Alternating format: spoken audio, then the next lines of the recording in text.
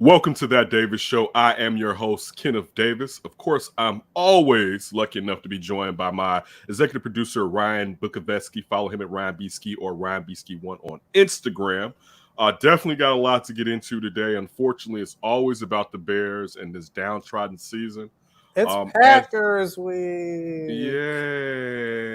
The rivalry of rivalries. It's funny, though, going from the Cardinals, who are a longtime Bears rivalry, but because of the pack and how it's like, we never really talk about that old Chicago tandem in the Chicago Cardinals and the Chicago Bears. I know they talked about it a little bit last week. Go ahead. Do you know how the Cardinals got their name?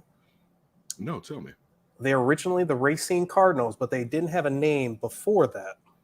And I believe, if I got this correct, Chicago University donated their uniforms or some kind of uniforms to them to be their football uniforms.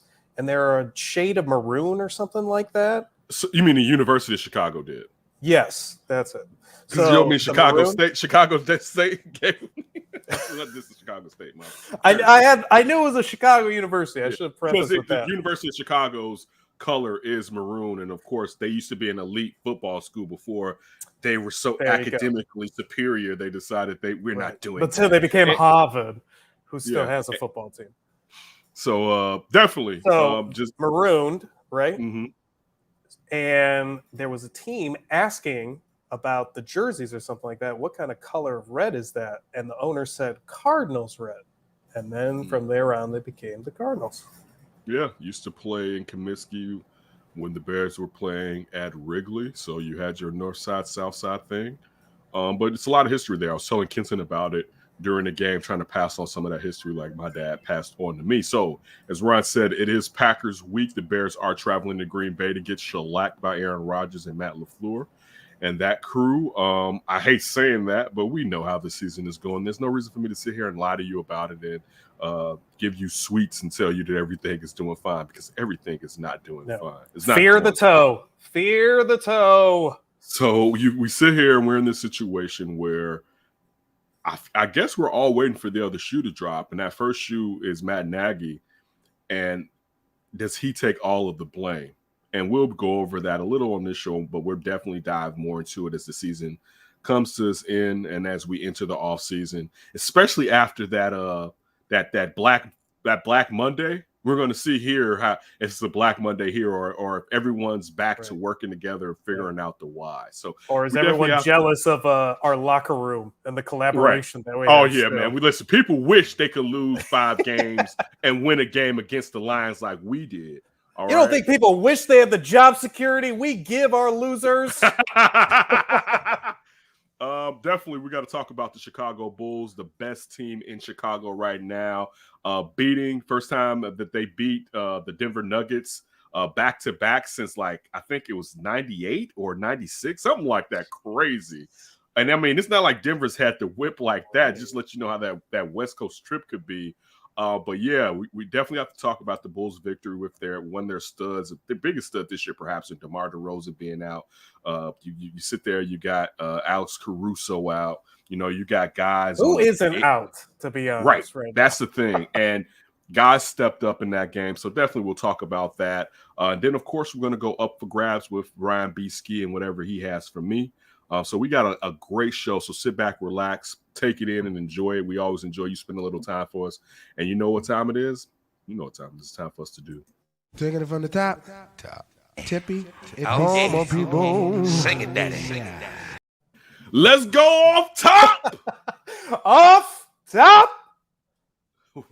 Listen, I got something to talk about. Now, I haven't hidden it. I've been pretty much open with it. But I haven't talked about something involved in it.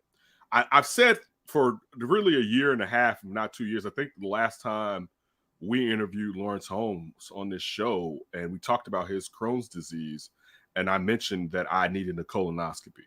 And for a period of time, I hadn't taken care of it. I got a colonoscopy back in 2009. So it's been 12 years, basically. And if you have a colonoscopy and they find polyps, regardless if the polyps are benign or not, you have to come back and get another colonoscopy because clearly you can your body's creating polyps, and those things can turn cancerous, and you don't want to have colon cancer. One of the leading causes of death in males, right?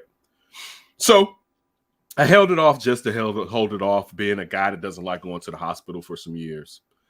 And then my brother died of cancer. No. Let me read that back. I jumped. Then they had a situation where they had a super bug on the endoscopes. Now, this was the scope that they use through your esophagus that had the super bug, because you have to think, and these things can turn into all this stuff, but it's very hard to clean and get in depth in these things. And these instruments, they can snatch the polyps up. So you got to think it takes the polyps inside of it. So it's taking genetic matter, so on and so forth. So it's hard to clean that and get all of bacteria, germs out. So people were getting sick from endoscopes that were going inside their esophagus. Now, I still don't, I'm pretty sure there hasn't been, but I was fearful of having the one that, goes up my backside. You know what I'm saying? So that was my excuse to not do it prior to the pandemic, right? So then the pandemic happens, and I don't want to go to the hospital because of the pandemic is my new excuse. You know what I'm saying? I don't want to be in there. People are sick. I don't want to go in there or whatever. So then, I've been going to the doctor, and every time I go, it's like, so when you going to get your colonoscopy? So last year, we kind of started talking about it, getting it done. And I say, I'm definitely going to do it. I had it scheduled, but I had to miss it. I forgot why I had to miss it. But behind all this was a fear that because I had polyps and knew I was going to have polyps again, and the polyps that I had were in between benign and cancerous. So that's even a higher trigger of you have to take care of it.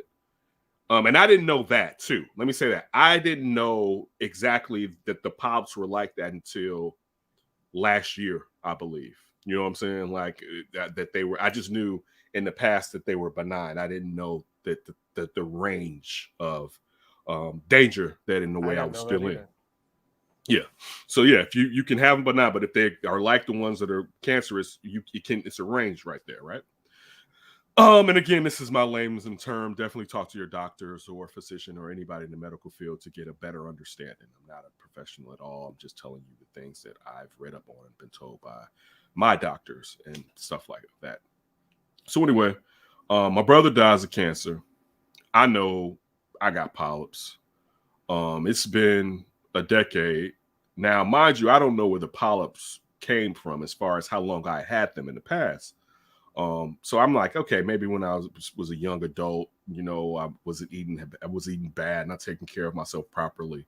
Maybe that's where they came from. Or maybe I had them just as growing up, which is also something key that usually people don't get colonoscopies until really they're about 50, maybe in their late 40s, but about 50. So if you go back then, and that was what, 09. So that was what, 12 years ago. I'm sorry. I don't know why I blanked like that. A decade ago, more than a decade ago, right? You would think that now, of course, I would have polyps again. I went further than I was supposed to go as far as my check. I think you're supposed to come back within the next 6 years, because I'll get to what's going on now with me. So anyway, I was scared. I was telling myself, it's a chance you could have cancer. You had polyps. You probably got polyps again.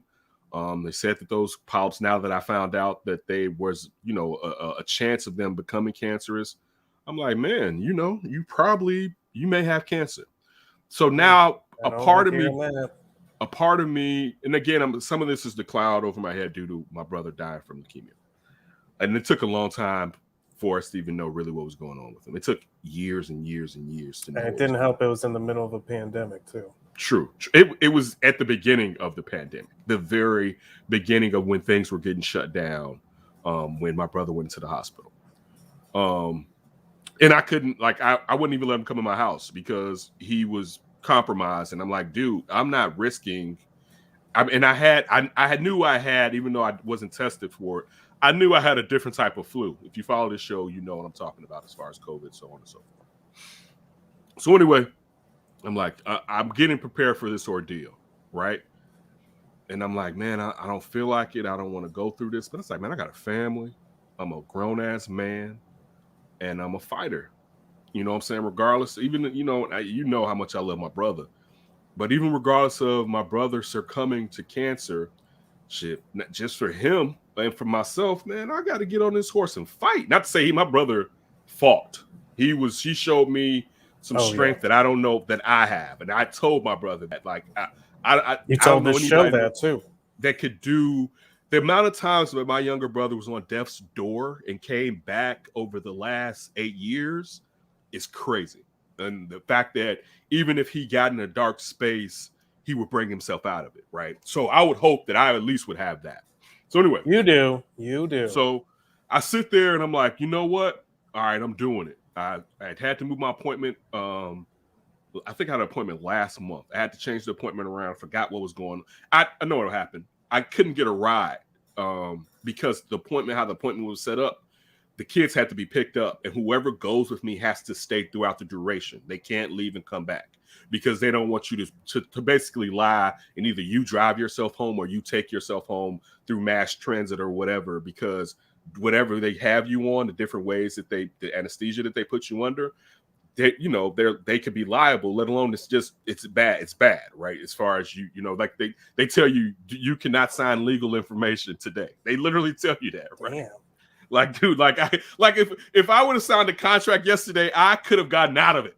All right, more ironclad than Jason Hayward's contract, right? Oh, dude. So, I decided, I'm gonna take care of this. I'm gonna do it. After was talking to me yesterday, she said, it's something about when you set your mind to something that it doesn't bother you, like not eating these last couple of days. You just do it like it's not a problem. You know what I'm saying? You don't complain. You just go ahead and you do it. Like once I know I have to do something, really complaining about it doesn't make as much sense to me. That's not to say sometimes I don't complain. I'm a human being and I'm flawed. All right. So I'm like, I'm doing this. They're gonna find some polyps. They're not gonna be cancerous. Let it be, Lord. Let it be. Whatever. But we're gonna take care of this and get this done so I can move to the next level. And if that's fighting. If I have to fight cancer, I have to fight cancer, but I need to get to the root of it so I can start that fight so that I'm not in a precarious situation where it's like, damn, you could have beaten this or had a better chance at it had you gotten on it and been an adult like you need to be an adult, right? So anyway. Well, blessings. Let's hope we don't even have to talk about going down that route at all. So I go yesterday. Fortunate enough, saying after night we go yesterday. Get in there. I have an all-women's crew, right? And it's funny. So initially, prior to that, I was like, I looked at my thing and I was like, oh, my doctor is a woman that's giving the colposcopy, right? And now I'll tell you this, full disclosure. Like when I was like, I don't know if it was in high school or in college, but I let it be known, like with my hospital, like my preference is a female doctor, right? Now, I've had male doctors since then. Right now, I don't really care, to be honest with you. Full disclosure now, as a grown ass man, I don't really care. You know what I'm saying? But I was like, man, and this is immaturity. I'm like, oh my God, I hope nothing happens. Right? Like, what if something comes out of me? This lady's gonna be there, like, oh my goodness, right?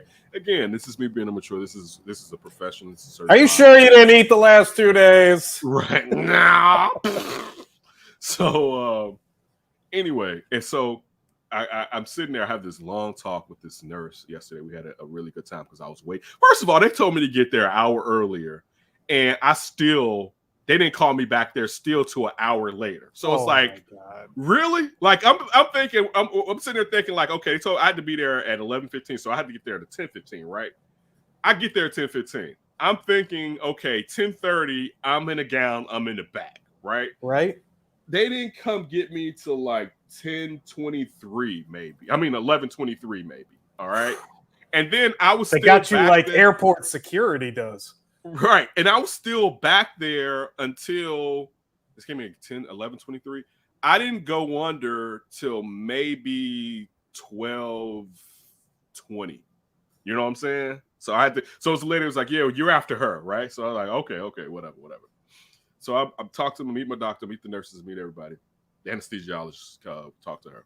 So they bring me in there, and I see even like the assistants. I said, "Oh my God!" I said, "It's all women." I said, "Yeah, girl power." No, I was like, and it was such, the vibes was so cool. There was music playing. One nurse looks at me. She said, "I seen you dancing in that." I really wasn't, but I was like, "It is what it is." If I was what it was or whatever, it was. She was playing Whoop There. She It could Is. feel the inside you were dancing. But I bopped a little bit after that or whatever. So, and on Under Center, prior to Under Center, I was talking to the guys about, I can't do Tuesday's show this Monday. I don't know if we recorded Monday or Sunday night. But I let the guys know, look, I can't go Tuesday, and why? And after I told them, my past history, we all kind of had an open talk about it. I'm not getting into their history or whatever, right? But Alex had mentioned just, the on that, I'm trying to do what Future says. On that White, on that stuff like Mike. So he was like, yeah, they put me on a promethazole. And I don't know if I'm mispronouncing that right now, right? And I was like, that we both, me and Eric were like, that Michael Jackson, right? He was on that Michael Jackson. Like, if you say it to anybody, that's it is. It's like that Michael Jackson. So even like O'Shine and Maya, I think Sean may have said that. Because I think when we were here, when Lawrence was on with us, or I don't know if it was for him, but somebody said that they put them out during their colonoscopy. My first colonoscopy, I had to be up. So like I was groggy and out of it, but I was up and I saw them remove my polyps. Now I made a miss one. I made a dozed on it, but I was up. Because and what I found out, because I asked the nurse, if the doctor is an anesthesiologist and they do the procedure, then they may do it the way that I had it before.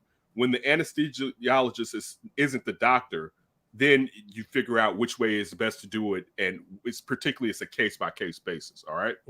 Yeah, because they'll have somebody actually monitoring you the whole time, which you need. She was sitting right behind me or whatever, right?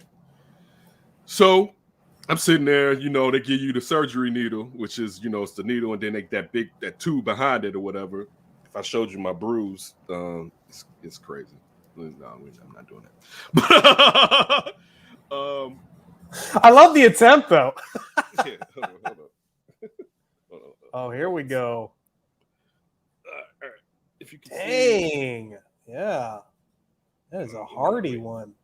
Yeah. Right there. And what is that from? This is just from this right here is from the needle. So really, this is like, damn. This is the needle went all the way back into here, and it's all this bruising or whatever. Oh. Yeah. So it's just a needle. I mean, and I'm not an intravenous drug user, but I mean, I outgrew getting shots as a kid. You kind of see the tracks of my other arm. Come on, you should see, man. Hey, give me that spike. I need it right now.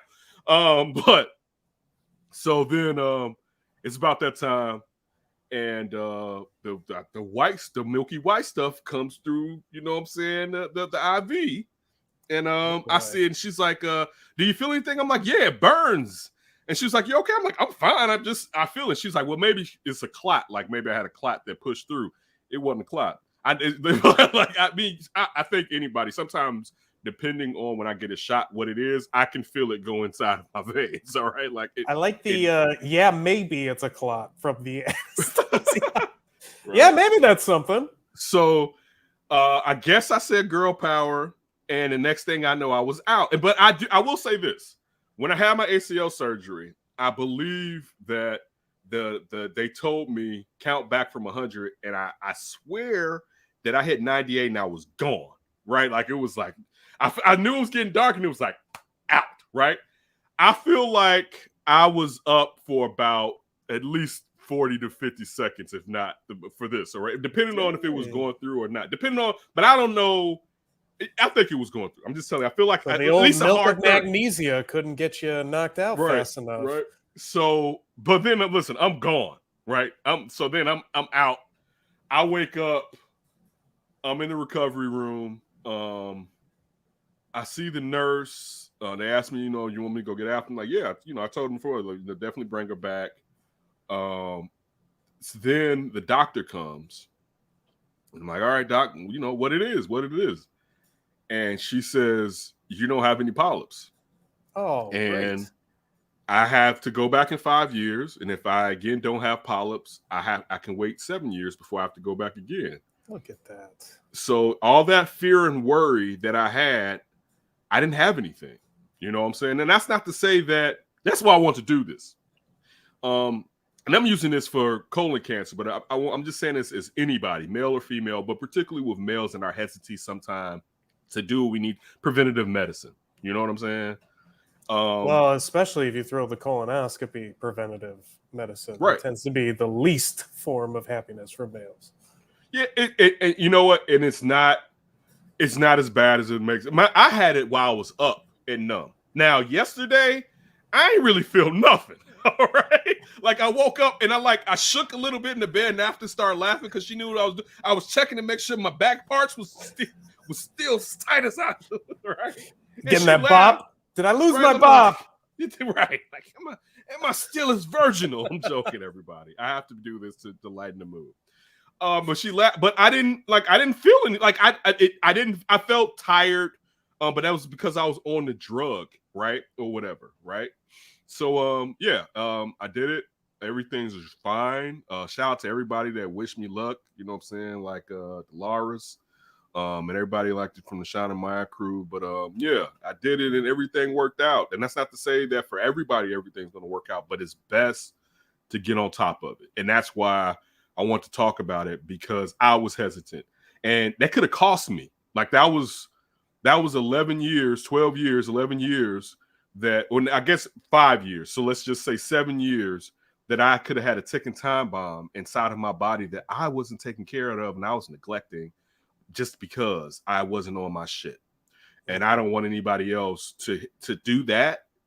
And I hope if you do it that you get the same outcome that I was lucky enough and fortunate enough, I should say, to get. But just in case, you need to be on it, especially as we enter these older ages. And I just wanted to put that out there for anybody out there. It's not as bad. And I don't think it has the same connotation. I remember my dad talking to me about the first time he had his prostate checked. You know what I'm saying? I know the reason that he wanted to talk to me about it is to kind of diffuse that. I mean, we joked about it like, ew, right? But we was still to be like, hey, son, this is kind of what happens as you get older. And I had that same discussion with Kenton, where it was like prior to it, like, listen, I have polyps. There's a chance in the future you could have polyps. So you need to know when you talk to medical professionals, my history, so that you can tell them in case, because if I didn't get the first one, who knows where I would be? Those polyps would have still been in my body till today. You don't get it as young as I am. I mean, it still is. I know I joke about being old on here, but it's still as young as I am in my early 40s. You don't naturally go get a colonoscopy. You know what I'm saying? It's not until you a little older than right now. Mm-hmm. You know what I'm saying? Mm-hmm. So that's it. Let's jump into some sports. I just wanted to hit you all with a little bit of me. I try to give you a little bit of me, especially if it can be beneficial. I've always tried to at least do that as me and Ryan and before as D and myself have been trying to do this show. So just take care of yourself and do your preventatives, man. I had a nice, I've been gobbling fruit. Every morning I have a nice big bowl of fruit with my breakfast. And I haven't been eating as many this last month and a half, the raw vegetables that I were eating the months prior. I had a nice plate. And the worst part is prior to this, you have to have a low residue. So I couldn't eat any raw fruit or raw vegetables. So I couldn't eat either one of these, and I enjoy both of them. But just be better with your diet, because I think that's part of the reason why I didn't have it. Even though, like, since the pandemic, I've been ordering out, and I've never been an order out person as far as Digi order out with Uber and so on and so forth. I don't need a lot of fast food. You know what I'm saying? Like, I'm not the McDonald's, and I'm not just trying to blame those people, even though they're not helping you. But I'm not the type of person that needs French fries with something. You know what I'm saying? I'm saying to say I don't eat right, but I don't eat like that. And I think that the changes in my diet to where I was 12 years ago compared to now, even if I have times of not being on my spot, my cue, benefited me not to have polyps again. That's it. Yeah, I think you're just saying it's never too late to start good habits, and they can pay off in the immediate as well as the long term if you stick with it and you actually start doing it. But I guess I How the hell is this colonoscopy going to go this Sunday with the Packers hosting the Bears? Well, you know what? To be honest with you, it's not going to be this Sunday. It's the end of the season. I mean, if we're going to use that simile as far as what a colonoscopy does, one, investigating what's going on, and if it sees something bad, removing it, and then checking it to make sure it's not even worse than just having it in the first place. Right. And check with me at the end of the year if you want to play surgery. If you want to do this dance, I'll use your colonoscopy simile, right? Matt Nagy. Metaphor. Thank you. It's not a simile, it's a metaphor. Simile has to be like or as. I guess it could be a simile. I think it's more of a metaphor. I didn't know because I was going to say metaphor initially, but I know like growing up we used to mismanage the shit out of metaphor, so that's why I went with simile, right? Because I guess like I could see myself being extremely guilty with that. Growing up in rap, we used to bash metaphor. What a metaphor was used for, we used to not do it properly, right? Oh, that's a metaphor. No, it's a simile. Anyway, good question. So, now you have me doubting it. Maybe it is. Anyway, it's a metaphor. If we're going to use this metaphor simile as far as the colonoscopy, and when it comes to the Bears in this upcoming game and for the remainder of this season, Matt Nagy is the polyp, and I don't even really like saying that, to be honest with you. That's distasteful. So the person is the polyp, right? Because sometimes we just, even though he a grown ass man, but sometimes you go too far with this stuff, right? I mean, we're just end of the day saying he's got to go. Right. But this is the point of finding out what's in the polyp. Because does just getting the polyp really solve the issue? Removing the polyp, does that solve the issue? Right. Not if it's a cancerous polyp, right? Depending on you don't know how far the cancer spread. And again, it's when saying something as serious as cancer, but you get what I'm going. And where the real danger is going to come from, because the same people are going to make the same decisions. Well, it's to your point, simile metaphor. What's that diet looking like? If you're not going to make any changes to your diet, great one. Right. It's same stuff is going to keep happening over and over and over. Are you getting yourself educated on how to change your diet? Are you making calls to professionals to figure out what stuff you need to change to your diet? I don't know if the Bulls are taking, or the Bears are taking that medical advice right now, because they rarely have in the past, if at all. No, I mean, when you see I can't even say that. The Bears are the only professional franchise in Chicago that hasn't changed their diet. The Bulls have finally changed their diet. And boy, does that diet look good, by the way. Right? That boy, she looking good, boy.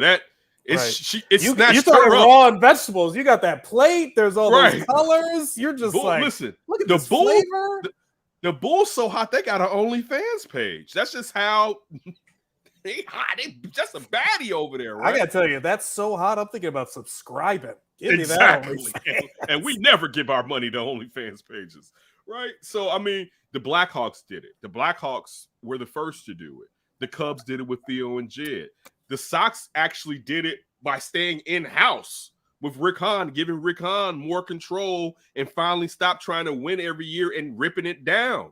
The only team that has has not totally changed its apparatus, its operating is the Bears. All right. The Bears still do the same thing. Getting to your point as far as your diet, you still have, I don't know what Ted Phillips does up in Hallis Hall, but I know he's not, and I hate to use this football guy stuff. So I know he's not proficient in football decisions. Listen, if he is he makes football decisions, they haven't been great. Ryan Pace has been average to below average. And ownership has been negligent outside of spending money to upgrade facilities that they let Ryan Pace. Finally, okay, and I'm supposed to give you props for stepping into the 20th century. You know what I'm saying? Like I'm supposed to give you have the money. You're supposed to have been done it. You know what I'm saying? Right. The same stuff we see here about the Bulls and scouting and how archaic their scouting department was. You know what I'm saying? Like, why? You have enough money to do it the right way. Why are you still doing it in an old manner? Because you feel like it works, but to the bare bones of it, it seems like you're just not spending your dollars. And you know what really kind of pisses me off about that? remember when George first took over as chairman and he did his rounds meeting all the owners of Chicago sports, and a lot of them had changed, maybe not Jerry with the Bulls, but he had changed with the White Sox. You didn't take anything away from any of this. You just did everything the exact same way.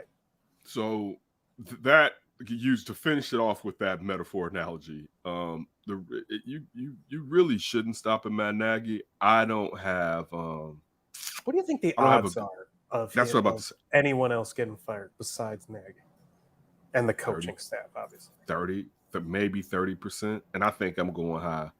I mean, because when you say odds, if this rumored bump up, failing up takes place, as far as Ryan Pace, but I don't think they're getting rid of Ryan Pace. You know what I'm saying? Like, yeah, honestly, I think the odds are higher that he'll get bumped up before he gets bumped out. I can agree with that. I don't see them getting rid of Ryan Pace, and in that, I don't see a shift, a large enough shift from the past. Ryan Pace has had one winning season his 7 years here in Chicago.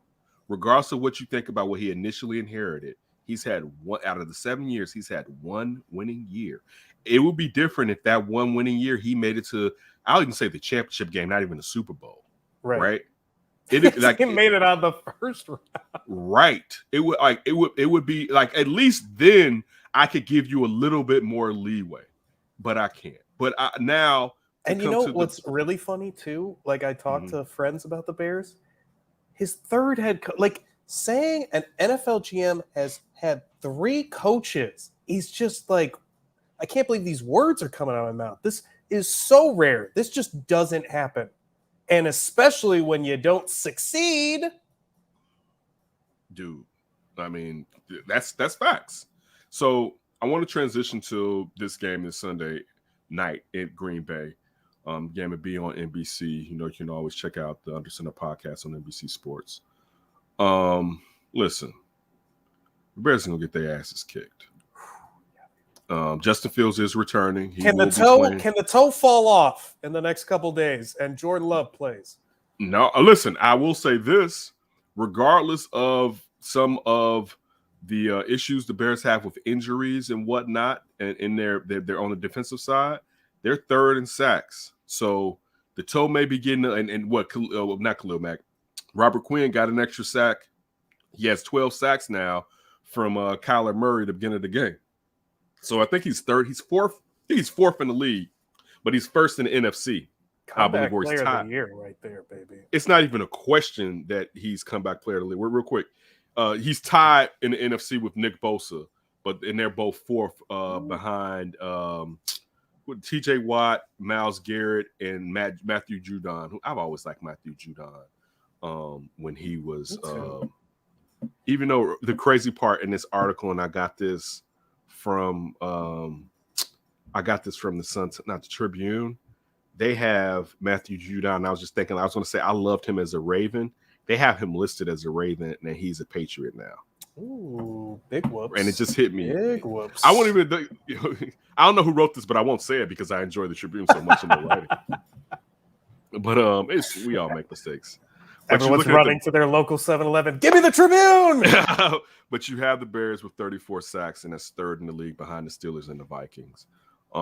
Listen, they should be able to apply pressure. But I mean, let's be honest, their secondary, it's been decent, but it hasn't been stout. You're lucky enough to have, and it's crazy to say, you're lucky enough to have Bojack back there on the backside. You know, even regardless of his failures, he's still better than what they have when he's not out there. Artie Burns, them organized, at least it seems like. Right, Artie Burns has been better than Kendall Vildor, who the league was exploiting. And you have a 5th and a 6th corner that they should be guys you're getting off the streets right now because you're ravaged by injury, not your starting roster from after cuts. Right, that just blows my mind. That's saying a lot. But to play devil's advocate, the Bears never thought the cap was going to end up being what the cap was after the pandemic. You know what I'm saying? Like, I can play devil's advocate to that. Get rid of Jimmy Graham and keep Kyle Fuller. You're right. And I have nothing else to say to that. You know what I'm saying? Especially looking at what they did with Jimmy Graham this year. It's clear. Even with the fact that Cal Fuller hasn't been lighting it up with Denver, we still know what he would be here in Chicago. How Especially legit with he would be. Jalen being like the number one corner. The question is, would he be number one just yet? You know Maybe what I'm not. saying? It depends, because Cal Fuller has been up and down, like you said, this year. Right. I wonder if how it would have switched between them. And I think it wouldn't have been an issue because of Cal Fuller taking Jalen Johnson under his wing. I don't think it would have been something between them. But also it may have been something with sometimes with the Bears, how it seems like they want to play tiddlywinks with the players and maybe not hurt their feelings in some ways, to where it's like, Jalen is extending and you need to place him as the guy that's on that premium first receiver on the opposing teams. But still, looking at this game, you're looking at a Packers team that's kind of found itself in running the ball, with the fact that Aaron Jones was out and Dillon kind of gave them that tough edge to really just grind out sometimes and use a power running to go around with what Matt LaFleur and what Aaron Rodgers can do with the offense through the air.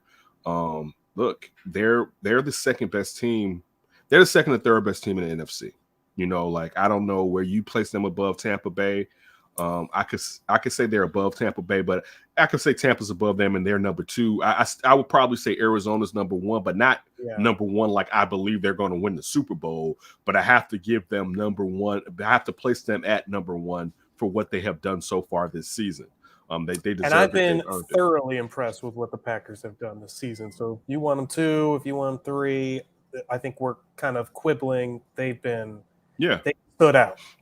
And the thing, this is the thing too with Tampa. I'm waiting for how Tampa looks at the end of the year more than I'm worried. Like once they get their full accoutrement to play, like Antonio Brown has been hurt since the beginning of the season. We know what he looks like once he's back to himself with Tom Brady. It's like look at what Tom Brady's numbers are this year. They're some of the top numbers in the NFL as far as quarterback play, right? Yeah, and you got Gronk back too, and that's been huge. He hasn't had Gronk and AB for majority of the year.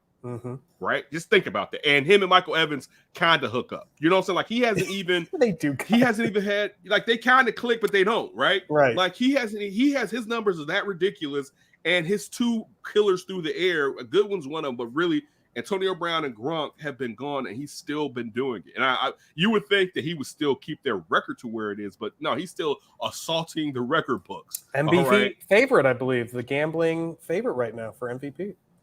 We'll see. I would have no problem with it. Somebody his age doing what he's done, he deserves it. I mean, and I'm not the Brady guy, but it is what it is. You can't deny it. But for all you Bill Belichick haters, look at what he's doing with a rookie quarterback. Boy, can we see Tampa and New England in the Super Bowl? No, I don't think New England can pull it off. Like, because I think I'm starting to think that they can. This is the problem with New England, and I thought about this the other day.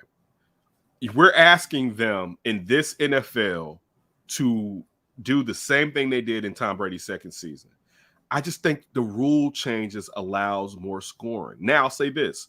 They do allow you to play real nasty in the Super Bowl. Like, they allow you to get physical. Majority of the times in the Super Bowl, they allow you to play a little bit of older football as far as touching the receivers a little bit. They're way too afraid to throw a flag, and the whole nation. You know what I'm saying? But they allow it to look a little bit more, a smidge closer to the football of the early aughts. I won't even go ahead and say the 90s. It's not the 90s, right? I think Matt Jones is doing terrific. He'll be rookie of the year.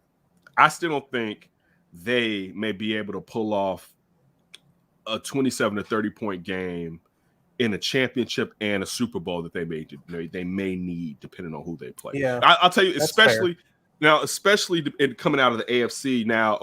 I don't think. Does it matter if they're the number 1 seed to you? Not I think it's harder for anybody to go through Foxborough. Especially I think they're getting close to locking that down. Especially inclement weather. But listen, I know all that money they spent. I still don't know if they can match up with Patrick Mahomes. They may be able to almost get him. I don't think they can get him. That's who I was thinking in my head. Like, what if you get in a shootout with Mahomes? I think that's the only team they can't beat. With the way that defense is playing now, too. And see, that's the thing that earlier on in the year, I feel like we kind of talked about that defense was probably going to end up figuring out how to become a bend, don't break defense. You know what I'm A saying? lot But of everyone talent was on like, there for them to it's just be too, bad. and a lot of time. That's the thing. It still was so much time before we can just cancel Kansas City and be like, all right, it's a wrap.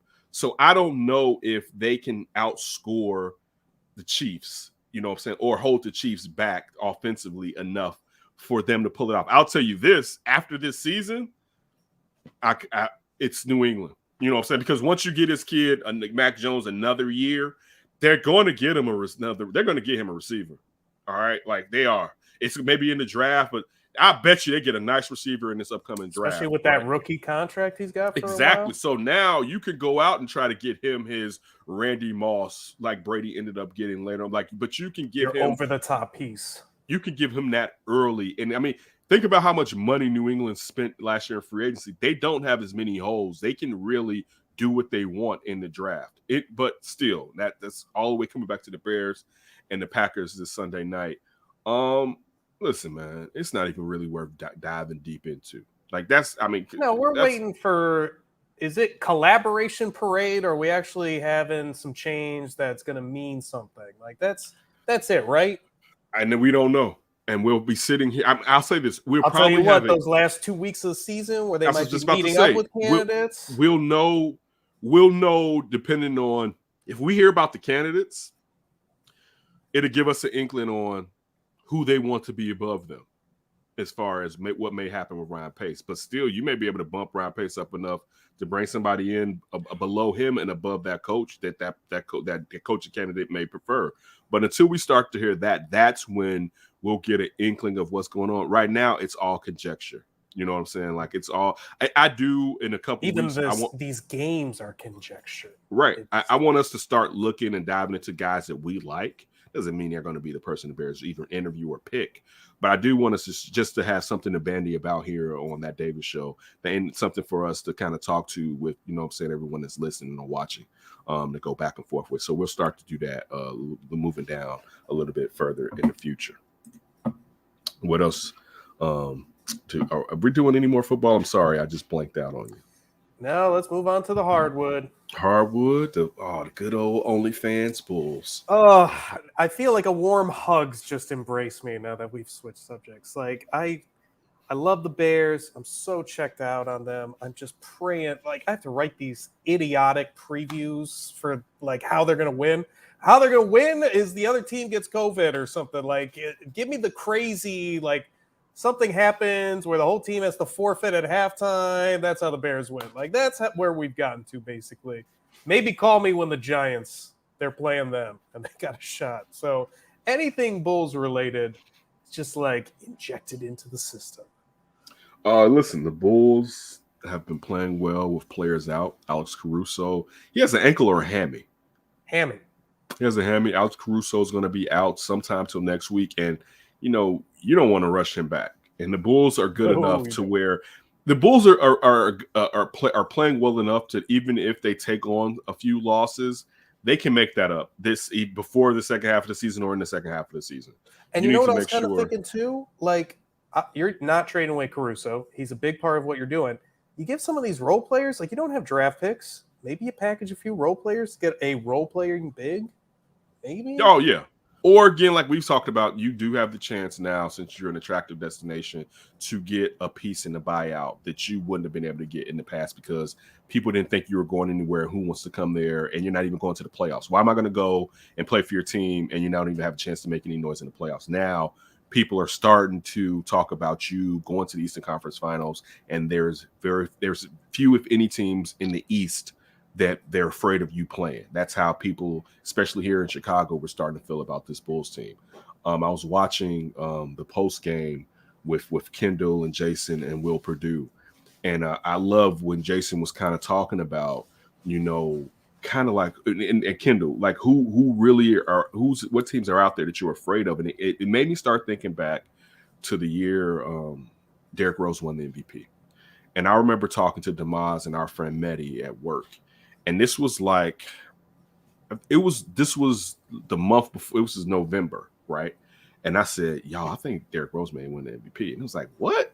And I was like, at this point, he may have been leading the league in scoring because the first half of that year, he was in the top 3. He may have been leading the league in scoring. The He was Bulls had the probably best averaging record. a double-double. He basically Right. The did Bulls that all had the year. best record. I can't remember where he was with assists, but he wasn't low, right? I was like, LeBron went to another man's team, right? The Bulls have the best record, and he's the leading scorer. In all fairness, it kind of And the lines up. only superstar, too. Right. It lines up for him to win. And they were like, right? And I remember, and it kind of watching them talk about who can beat the Bulls and that there's no fear of a team in the East defeating the Bulls. It made me think about that. Like, you and Jason Goff keeps saying this while watching that on NBC. Make sure after Bulls games you check it out on NBC Sports. He kept talking about how last year no one was saying in Phoenix thought the Suns were going to go to the finals, and it was like, yeah, you know what I'm saying? Like, think about like Golden State's first year. Nobody knew Golden State was going to be that. I mean, we knew they were a good team when they fired Mark Jackson and Steve Kerr could choose between going to New York with Phil Jackson or choosing Golden State. We was like, you better go to Golden State because they got some pieces over there, right? You don't know what's going to happen. Great regular season, but we all thought, is the small ball lineup going to work in the playoffs? Right. So, dude, when you look at what this Bulls team and they're made up, and they still have the chance to add a piece or two, and then you look at the East, the only team that's had their number is the Sixers. To be honest with you, and I know the Bulls have an issue with Joel Embiid. I don't know, and they did lose to the Sixers, I believe, one game that Embiid wasn't playing. Am I correct? Ryan, did Embiid miss a game or not? I thought he didn't. I could be incorrect. So, but regardless of that, I can't necessarily say, even with the fact that it seems like the Sixers have the Bulls number, that I wouldn't lean on the Bulls in a 7-game series against the Sixers, how the Sixers are presently constructed. You know what I'm saying? And especially given the Bulls. By the way, he played both games so far. Okay. Especially given the Bulls a coaching staff. I mean, you could say the same for the Sixers coaching staff. Time to really break down what the Sixers are doing over a season. I mean, a series, right? I'm not afraid of Miami. I'm not afraid. I mean, you definitely got to be afraid of the Bucks, a healthy Bucks team. I'm not afraid of the Nets if they don't have Kyrie, and I'm not afraid of the Knicks. But the Knicks are better than what I thought they were going to be this year. I thought they were going to regress to the mean. They're still playing with some edge from last season with the additions they made and the subtraction of Kemba Walker. You know what I'm saying? Like, so looking at this Bulls team, I mean, I saw Billy Donovan's post-game interview, and it made me think back to saying to you, well, now we know what Arturas and Mark told him, and the fact that they have a quality coach at the head that's always been a great defensive coach in the NBA. The offense is flowing. You got Ayo, who played his ass off the other night for a rookie with 42 minutes, 11 points, like 8 assists or 5 or 8 assists or something like that. But just he was so in the moment. You know what I'm saying? And like when you see rookies in his case, they're playing faster than they need majority of the time. You know what I'm saying? Like even regardless of how fast the NBA is, they're playing with a jittery motions in my view. You know what I'm saying? And he doesn't seem like that. You know, so even if his pace is hastened, he still seems like he's in control. I heard based on advanced stats, I believe he is top 5 amongst all rookies with 100 less minutes than the top 4 with him. As far as what? All the advanced metrics. He's within like the top 5. Really? I didn't know that. You just hit me with one right there. So again, I'm looking forward to it. The game's on right now. They're playing Cleveland right now, right? I'm recording. Cleveland actually, you know, has kind of played the Bulls a little bit. We saw them in preseason. We were laughing. They've been playing the whole league pretty good. Yeah, they're top. I think they're top 5 in defense. Evan the Mobley. Finnish Lord is playing well. What's he doing? As of late. I haven't checked on Larry. What's Larry been doing? I believe his regular season numbers are like the same as they've been with the Bulls, but specifically since he's come back from COVID, he's been shooting very, very well going into this game. Good for Larry. And it's no hard feelings against Larry. We found out who he was, and it wasn't enough of what we expected and wanted him to be. Cleveland's probably a better fit. Yeah, probably so. You know what I'm saying? So, and I love everything we got here. So, again, I'm hyped. I think the Bulls play the Heat in the next day and a half, a day or something like that. Saturday. They play the Heat. They have a couple days off. The Heats are battling injury with Bam being out, so it's a good time to play the Heat right now. And I believe Jimmy could be out as well. So if you're saying, battling. so you right as of right now, the Bulls could beat Cleveland, could beat the Heat, and then by next week they could have DeMar and Alex Caruso back and be back on the same crew. And that's with victories and not losses, back on the same cruise route that they've been on majority of this season. And isn't that kind of a good thing if DeRozan gets these kind of built-in breaks here and there just to give him that little extra juice, even though he's not old, but he's an older player? And I think it's also good for Lonzo. I think Lonzo has to he has to be assertive scoring at times because, and you know how much I love Lonzo. We talked about it. Lonzo's very close to becoming a made man in my book. Right. But like that game, the last game, you saw with Lonzo scoring 20 points that he knew what he had to do. You couldn't be 11-point Lonzo and you have 6 assists and you got 2 steals and you got 6 rebounds. No, you are skilled enough to get into the lane, all right, and you can shoot. We need you to be assertive. And I that's the part that I like outside of DeMar getting a rest. I like it because Lonzo has to know sometimes, regardless of how well of a quarterback you are, you have to score. Like, and sometimes QB, I need you to use your feet to move these chains. You know what I'm saying? Like that's, and I know you can West Coast it and you could get perhaps 7 yards just trying to run the ball, but with a short pass instead of a run, but basically you can call it a run. No. I need you to get out. I need you to get flushed out the back. I need you to run through the B gap, using football analogies. I need you to do it without the assistance of someone else at times, Lonzo. And that's one of the key parts that I like. But also, it also has helped Ayo because the fact that Lonzo has to do that, it gives Ayo more opportunities to play his more natural role, even though he can be a combo guard, a point guard. So, and you're building Ayo up, making him the starter. You know what I'm saying? So that all of that I enjoy. But the best part about it is what Arturas Karnisovas and Mark Eversley have put together. Because in the past, what would have happened was we wouldn't have had a rookie like Ayo to come in and help this team. You know what I'm saying? Or they may have found a guy that could do 70% of what Lonzo could do, but wasn't skilled enough to score, but also wasn't skilled enough to where what he brings to the team is infectious and it gets everyone to play defense more and also pass the rock more. You know what I'm saying? Like they would have found dynamicness to they wouldn't have missing the dynamic. Yeah, you know what? They would have gotten the cheaper version, and some of it was due to the attractiveness. And now free agency, it would have been due to how attractive the destination was, and in the draft, it would have been from them playing it perhaps too safe. Some people could say they're playing it safe going with Ayo. And perhaps the old regime would have done that. I don't know. But still, when you look when you throw in he's a second rounder, we're not talking But about I can't, what? I can't honestly tell you that the only thing I'll say is this. The fact that Garpax drafted Coby White would have probably been a big enough reason for them not to draft Ayo. You know what I'm saying? So they probably wouldn't have drafted Ayo, right? Yeah. But I'll give them props. I won't just bash Garpax. If they didn't have a Coby White and they were in this, they didn't have a draft pick in the second round, I could see them drafting a finished player like Ayo. And I believe they have enough connections to know. I mean, you didn't know that Ayo would perform well in his hometown. You used to have back in the days with Jerry Krause. You look at Darius Miles and some other players until he did it with Eddie Curry. There was always he didn't draft Michael Finley out of a fear of bringing a player back home. You know what I'm saying? Like being in Chicago, being around people that, even though Michael Finley's from Maywood, but being around your old people that it'd be too much and get you into some trouble, so on and so forth or whatever. So I'll say that point and won't just be like everything that Garpax did was trash because it all wasn't trash. It just wasn't good enough. With Garpax, do you kind of like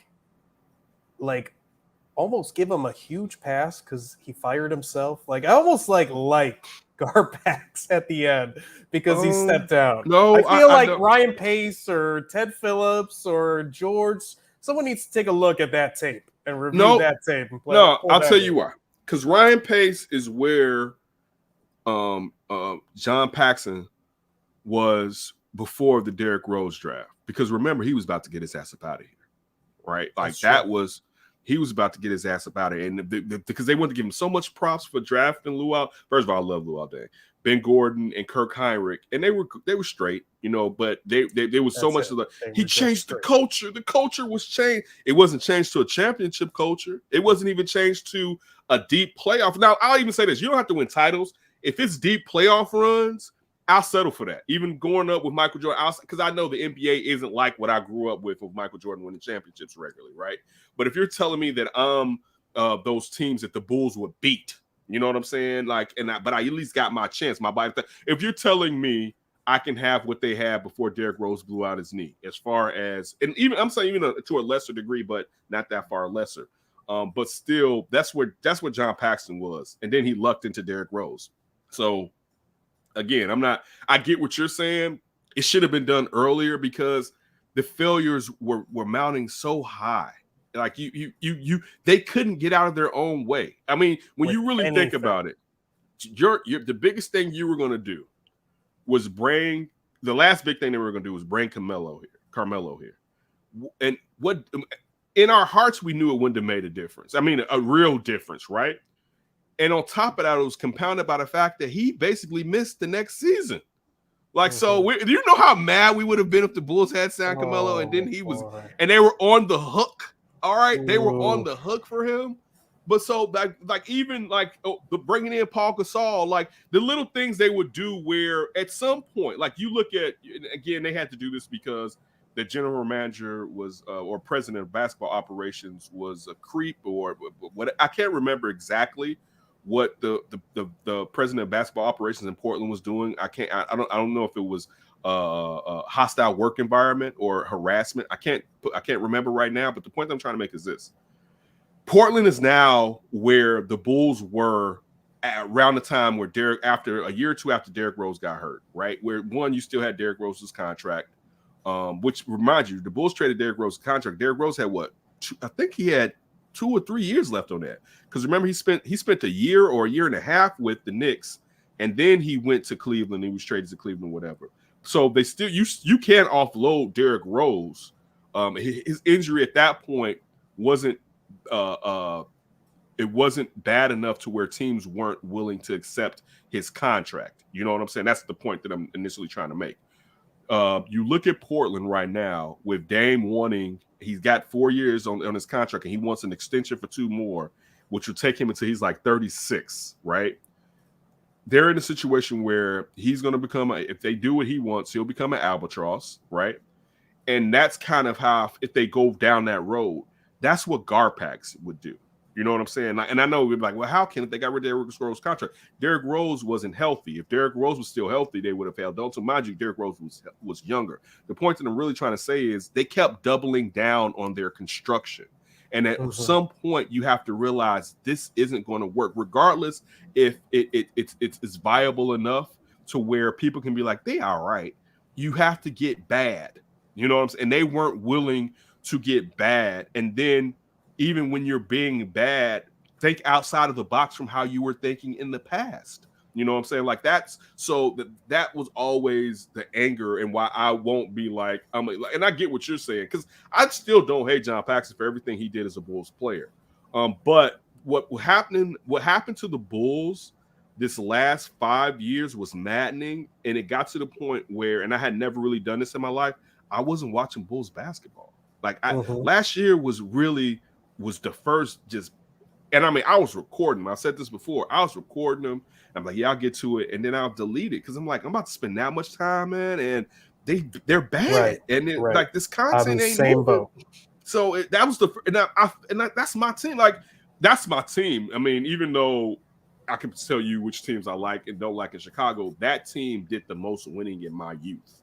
All right. So that's my Yankees. That's my Mickey Mantle team. Or if the kids are from the kids that are millennials, or maybe they're not millennials, they're Gen Xers, but that's my Derek Jeter and Mo Rivera team, but that's my LeBron with the Heat, whatever you want, Tim Duncan, that was my team of where it was we was the baddest people ever, you know what I'm saying? So that's one of those things where when we're talking about the Bulls and talking about how well they're playing this year, and it's giving you a feeling that man, to be honest with you, it's giving me a feeling that the D Rose team really only gave me, I'm gonna go high and say 2 years out of that run, right? Yeah.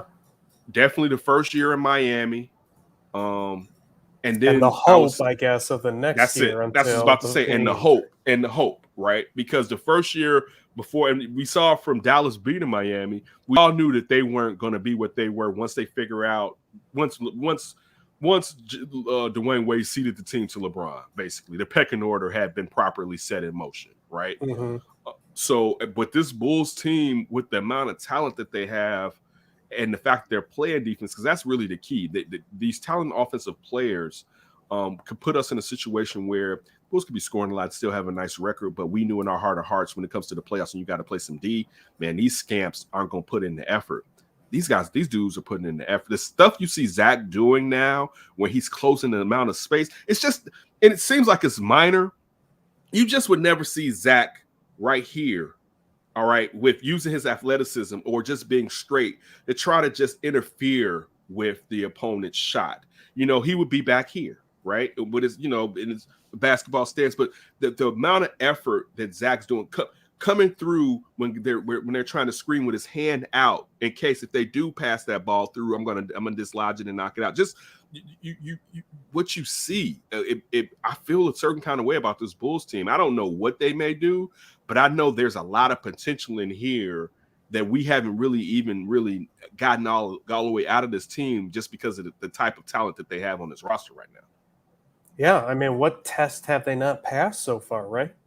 And Right. really quick, Portland, how about you stay away from our Mark Eversley? We haven't had him long enough here. They was coming for. See, I'm out of the loop. He's one of the top candidates for the Portland job. Ooh. I don't like it. He a Nike guy too, so you know, going back that way, Phil Knight. Mark, we need a little more time, bro. I'm with you. More I'm time definitely, here. but you can't hate on a brother wanting to get his own. Oh no, of course team. not. But I need a little Mark. Can I get a little Mark? Is it too much to ask? I'm with you. All right. It's about that time. So, Ryan B. Ski, what do you have for me? Oh, don't you think? I mean, isn't this thrilling? Everything's up for grabs. Oh, don't you think? I mean, isn't this thrilling? Everything's up for grabs. Sorry. Double take. All right, Ryan. Well, let's go up how about grabs. this? We got 2 takes and we got 2 people we're going to talk about right here. You know, when I was watching Cole Kmet somehow fumble an interception into the Cardinals player, I forgot who it was, in Sunday's atrocity, and then just kind of looking at the Bulls and how they might go moving forward, who are some of the pieces that maybe they could trade, and you obviously think Coby White, but how valuable is Coby White? And then I just kind of thought, who's kind of been more disappointing in their young Chicago career? Cole Kmet or Coby White? So, full disclosure, coming out of college, I was a much bigger Coby White fan than Cole Kmet. I don't pay as much attention to Notre Dame football, and this is gold, but still, maybe now with Freeman as the head coach, I can come back home to Indy.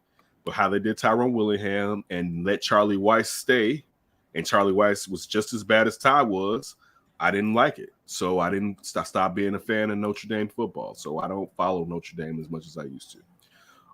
So I was a fan of Coby White at North Carolina. I did want in that draft with the Bulls needing a point guard. I was cool with them. I was like, man, I wish they were higher. They're 7. Man, they may as well take Coby, and Coby fell to him.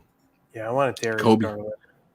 I didn't, and I was wrong. Darius Garland is balling nowadays, right? But he was hurt at Vandy. You know what I'm saying? Yeah. So he went before the Bulls, anyways. I know, but I didn't. I wanted him to go before the Bulls could get him. Just to be honest with you.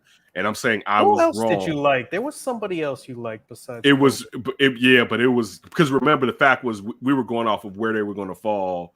But still, anyway, yeah.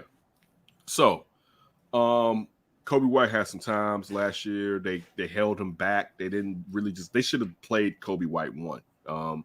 You didn't have a talented roster. A lot of people were lining themselves about the Bulls last year, talking about who was a cornerstone. The only cornerstone you had prior to the Vooch trade was Zach and Patrick Williams. right? That's the only, I mean, well, I'm talking about the year, but I'm talking about the year before that actually, because Patrick Williams was a rookie last year. I'm talking about the year before that is what I really mean, or what a Kobe's rookie year. I'm gonna be honest with you. Looking at, and it's not fair to Coby White. Coby White had a shoulder injury and had to have surgery.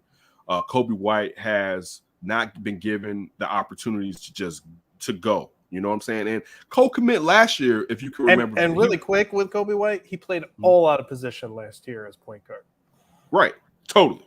But see, but the thing about that, you have to look at Arturis and Eversley. The best part of what they did last year was they really found out what they had. But I'm talking about just with Kobe. I get it, because they had to know if he could play point or not. Yeah, right. I don't blame the Bulls for what they did. Right, because think about it, if Kobe can play the point, Ayo's probably not here, which also tells you that Kobe's probably not long for this team. You know what I'm saying? Like, especially, are you going to sit there and let his equity continue to deflate because you're going to underutilize him depending on how the season goes? Or while there's still people out there that knows his potential and can view it as that's a new regime, they didn't draft him, they have a player that they drafted that they like that plays the same role, if not better than him, let me get him. So I would say, one, they probably need to move off of him if he's not in their future, because it's going to get to the point where people aren't going to view him as how they viewed him coming into the league. There's still some GMs out there that may think they can have. There's a talent there that, if not start, can be their Vinny the Microwave Johnson, right? That's what Senator McGoffin people were saying when he first came in the league, and I was going to give people their props on something like that. And he was on point when it first kicked off. Now getting to Cole Kmet really didn't get to play in his rookie year. We was like, why y'all not putting this kid out there? And it's funny because you look at now the flip with how they were using Jimmy last year, not Cole Kmet, and now they've been using Cole Kmet and not using Jimmy at all. When you can use, but they do want tight ends. They just can't use two. They can only use one or the other. There are packages for that, right? Belichick, anybody? Right. Rob Brown. But I'll say this. I'm much more of a Cole Kmet fan here in Chicago than I am of a Coby White. I have seen games where, and if you asked me this 6 to 7 weeks ago, I may have poo-pooed on both of them or went Kobe. But I see that, and I never thought Cole Kmet was going to be Gronkowski, right? But I see a guy that can inline block and can catch the rock. You know what I'm saying? And he could definitely be a good starting tight end. That's it. He can be a good start. He can be an answer. You may still need to go out and get a guy to go along with him, a guy that you like. He's just a catcher, right? Mm-hmm. But you filled the position, and I think he could do it well. Also, his buy-in, and this has nothing. I'm not taking away from Coby White's buy-in. If you know anything about Coby White and his brother and the amount of time Kobe is put into facilities, Coby White busts his ass. I'm by no means not taking a shot at him, but the Cole Kmet's buy-in with, Andy Dalton is the starter. You know what I'm saying? But I'm gonna spend time with Justin Fields because it's going to be his team sooner or later, and I'm gonna stay after practice and I'm gonna do these reps and I'm gonna get better with this guy, even though I kind of don't have to do this to a certain degree. Now, maybe he does with the fact that he doesn't have the equity as far as being in the league enough to be like, nah, forget that. I'm a vet, right? But looking at what he's done and what his potential is, and I guess when I'm saying his potential, I'm also saying the fact that I think Cole Kmet's going to be in Chicago a lot longer than Coby White. And I guess looking at Ayo Dosunmu, I'm not, and I wonder how I would feel if Ayo wasn't there. With Ayo being there, and let's be honest, Ayo's better than Coby. Like, I don't know right now. Yeah, and listen, now I don't even know if offensively over the longevity of their career, Coby is going to be better than Ayo. He may be a better three-point shooter, maybe, but I can't even say that. I know defensively Ayo's going to be better, and I know playmaking-wise, it's facilitating Ayo's going to be better. Rebounding. Ayo Dosunmu's a better player than Coby White, and that's also when you got 3 years in school compared to 1. Because imagine if Coby White had stayed at UNC under Williams for 2 seasons, let alone if he stayed for 3 years, right? But still, I'm all more Cole Kmet than Coby, and I'm gonna be straight honest with you. It's not fair to Coby White. Coby White, I feel, has done everything he's needed to do. It's just the wrong fit, really, right now. So I'm not trying to take a shot at Coby. I like Coby White, but if you ask me, I don't even. I know you got to do your job when it says more disappointing. It's more disappointing that Coby White didn't get the right fit, because I still think there are teams that can use him, and perhaps even this team could use him. But right now, it's an early season, so who knows? Coby White may be essential to this team, depending on somebody gets hurt, or depending on just if he starts clicking. But looking at this team right now, I'm gonna have to go with Coby because it's just not the right fit. And Coby, he's young. Like Zach took a few years to really get going, so I mean, it's not impossible for Coby to still turn it around.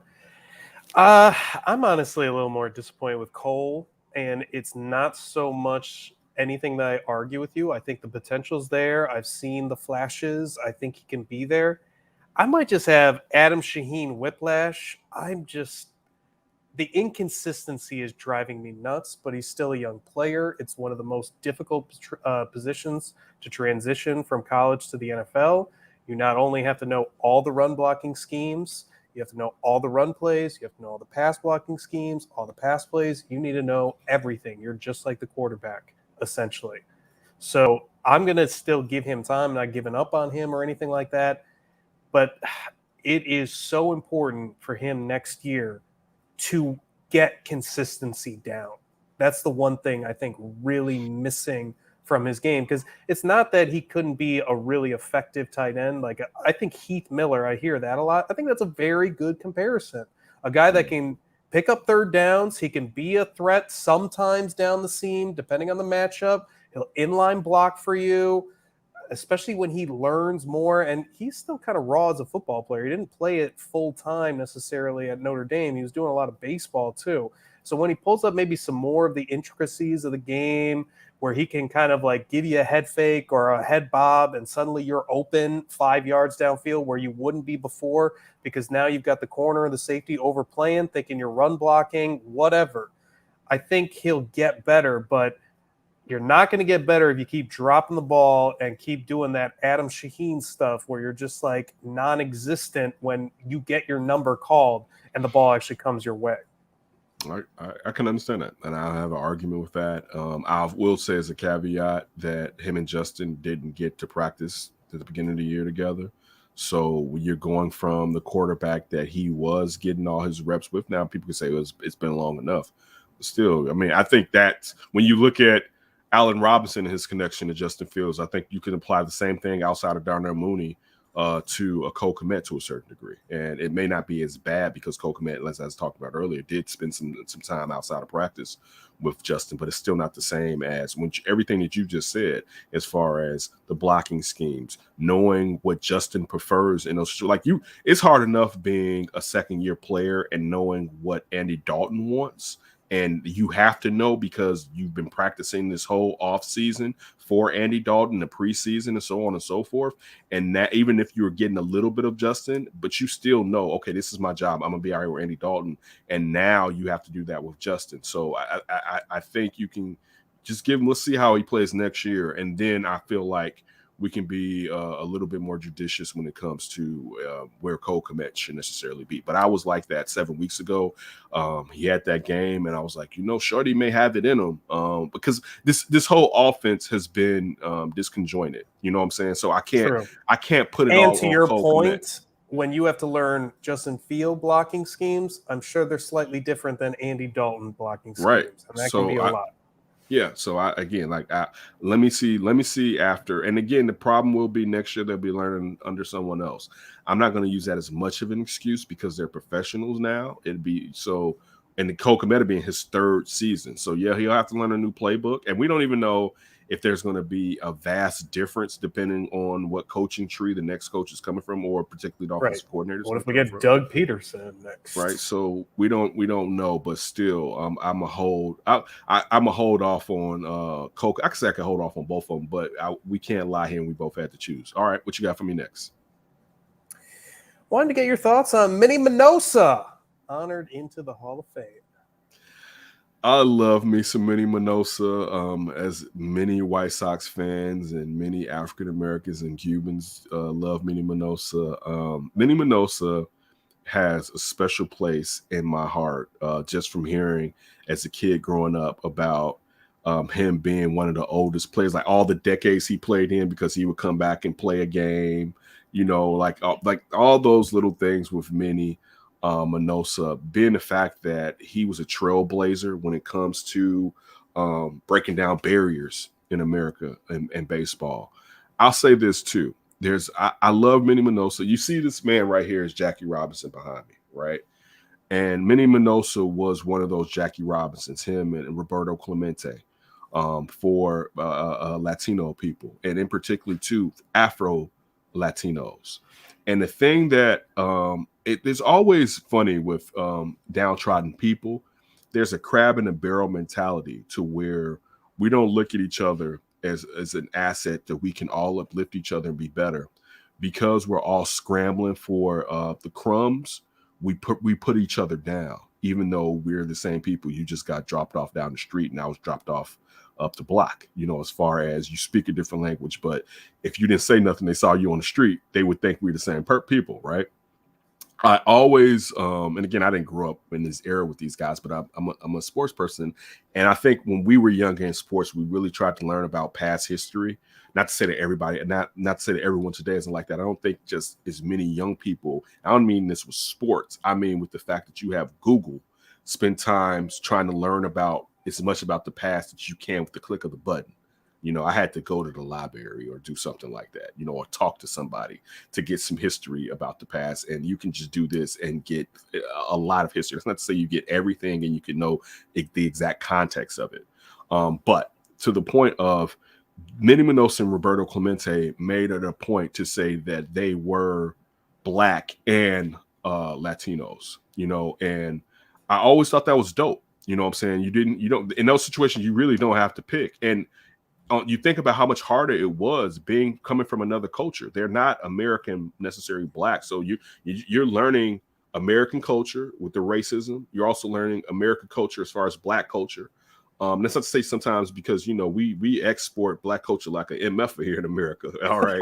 So it's not to say you didn't get some of the gists of it, but still, I mean, now you're playing with these players, you're dealing with, you're going down south where, you know, you have to, you can't sleep, you can't stay with where your rights teammates stay, you can't eat in the same places and so on. You got Minnie playing for the Cubans.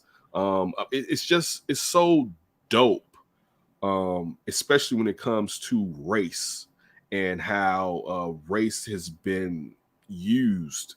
That the way that these men through race and culture were able to succeed and to be these trailblazers and the pinnacle of what people should be, not men, but what people should be when you're taking on tall tasks like they both took on. So being a Black man, I've always had an affinity. You know how we always joke on here about not letting my Cubans go. That starts with Minnie Minoso. I'm not even saying that because he's getting tall. I mean, that's one thing great about being a Sox fan. We can go through Alexi, Jose Contreras. You know, we could just keep on going to the Cubans that we have on our team today with Jose. There's some White Sox flags in Cuba. Of course there is. Yasmani Grandal. You know what I'm saying? Like, I mean, when you're talking about you're talking about Louis Robert, it's I love it. And the thing is too, and the fact that for the majority it's Afro-Cuban, I'm a brother. I like it. You know what I'm saying? So, you know, you like it's a team you root for. Right. And you like to see people to look like I have no reservations for somebody that, yeah, I'm watching the NBA and this is white boy going off and I'm white and I love it. That's good. You should. Like that's fine. Like I'm just like I get it, right? People want to be represented, and to see that and know what I mean. I guess that's too to know what they went. I keep talking about Roberto, but to know what Minnie Minoso went through. You know what I'm saying? Like you could kind of see it, even though he seems like a jolly guy. You can still see to me in his face that there's a long journey there. You know what I'm saying? And to come out of it and to be a great family man and finally get into the hall and always being a great representative of the White Sox. I love it, regardless of what anybody else thinks. If you don't, and I haven't heard anybody say that he shouldn't, but if you don't think he should, bump you. All right, we in there, baby. Let's go, Minnie. So yeah, all right. So I love it. I love the fact that you brought it over here to the show. It's great, and I wish he could have been here to see him get into the Hall of Fame. You know, like that would have been even better. Or if he could have come straight into the major leagues and didn't, you know, have to play for the Cubans and have to, like, you know, how many opportunities, how old some of these guys are. Like he by the time he got to the Sox, you know, he was in the middle of his prime, if not a little past it. You know what I'm saying? You think about what these guys had to do and how, you know, we think about people using sports today to get out of their situations. Really think about how back in the days, how dire their situations were. And even getting into sports, how it didn't necessarily mean everything was going to be all right, and you still had to deal with other people's bullshit as far as racism and oppression. Yeah, and you're trying to just go from what, Cuba to America. You're trying to win this ordeal or this ideal, and it's not as pretty as it turns out to be, or what you think it might be. Yeah. So great one, Ryan, as always. We always appreciate it, everybody out there. We will be back next week. You know, if you want us to chat about something, definitely let us know. But as you always know, don't do anything stupid before